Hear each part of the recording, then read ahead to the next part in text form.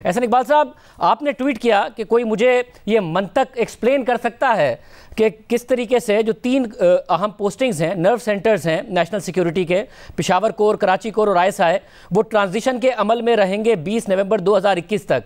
ये हुकूमत जो भी करती है वो मंतक के ख़िलाफ़ मालूम होता है। एहसन इकबाल साहब, आपकी को अप्रिशिएट नहीं करना चाहिए अगर वज़ीर आज़म इमरान खान ने ये एक स्टैंड लिया कि जी ड्यू प्रोसेस के तहत मामला होगा, जो कि वज़रा कहते नजर आए, फवाद चौधरी साहब ने कहा था, और फिर वो ड्यू प्रोसेस के तहत हुआ। उन्होंने 3 लोगों को इंटरव्यू किया, जैसा कि आज नोटिफिकेशन में बताया गया है। उसके बाद फैसला हुआ 19 नवंबर से तैनाती होगी। आपके ज़माने में नोटिफिकेशन मुस्तरद होते थे वज़ीर आज़म हाउस के, यहाँ पर एक नोटिफिकेशन हुआ, उसके ऊपर वज़ीर आज़म ने फैसला किया है, तो आप खुश नहीं हैं?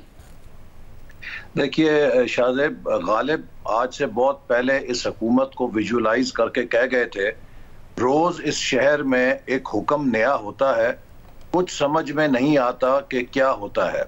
सवाल यह है कि आप अगर कहीं तहसीलदार की, डिप्टी कमिश्नर की, पटवारी की पोस्टिंग ट्रांसफर का क्राइसिस पैदा कर दें, वो मैनेजेबल है।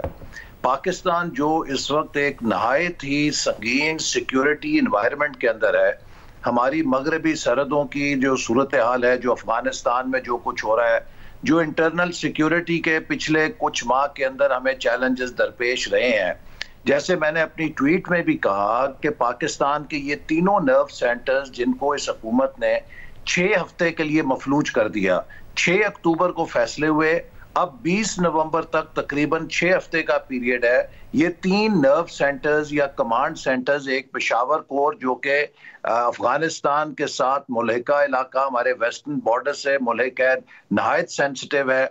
इसी तरह कराची कोर जो one of the most important course है हमारी मिलिट्री कमांड के अंदर, और फिर आईएसआई जो कि हमारी प्रीमियर सिक्योरिटी एजेंसी है, जिसका एक बड़ा अहम रोल है इंटरनेशनल ग्लोबल जो सिक्योरिटी एनवायरनमेंट है उसके हवाले से भी और इंटरनल सिक्योरिटी के हवाले से भी।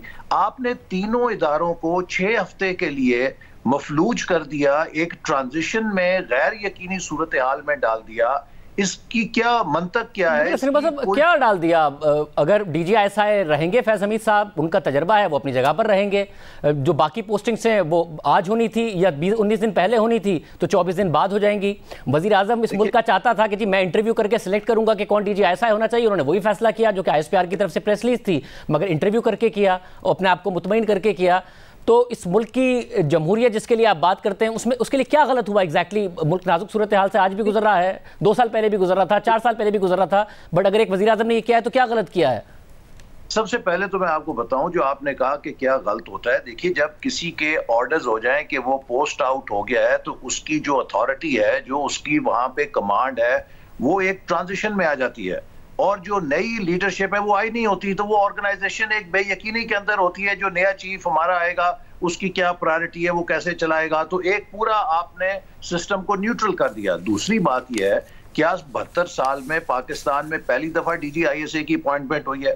हमारे मुख्तलिफ अदवार में हुई है। आप इसका क्या करते हैं कि आर्मी चीफ और प्राइम मिनिस्टर के दरमियान कंसल्टेशन होती है, खामोशी के साथ एक नोटिफिकेशन हो जाता है और नया आने वाला कमांड लेते हैं, अल्लाह खैर सलाह। ये तो देखिए पहले दिन से जिस दिन ये हुकूमत आई है, हर तयनाती को इन्होंने कंट्रोवर्शियल किया है, चाहे वो इलेक्शन कमीशन के आईनी तकर्रियां हो, चाहे वो चेयरमैन नैब की तकर्री हो, चाहे वो फौज की कलीदी तकर्रियां हो। मैं समझता हूं कि ये एक पैटर्न है जो हुकूमत की फैसला साजी की सलाहियत के बारे में एक तबसरा है कि ये किसी जगह स्टेक होल्डर्स के साथ मिलकर कंसेंसस करने की सलाहियत नहीं रखते। ये इनकी नालायकी और बहुत शुक्रिया।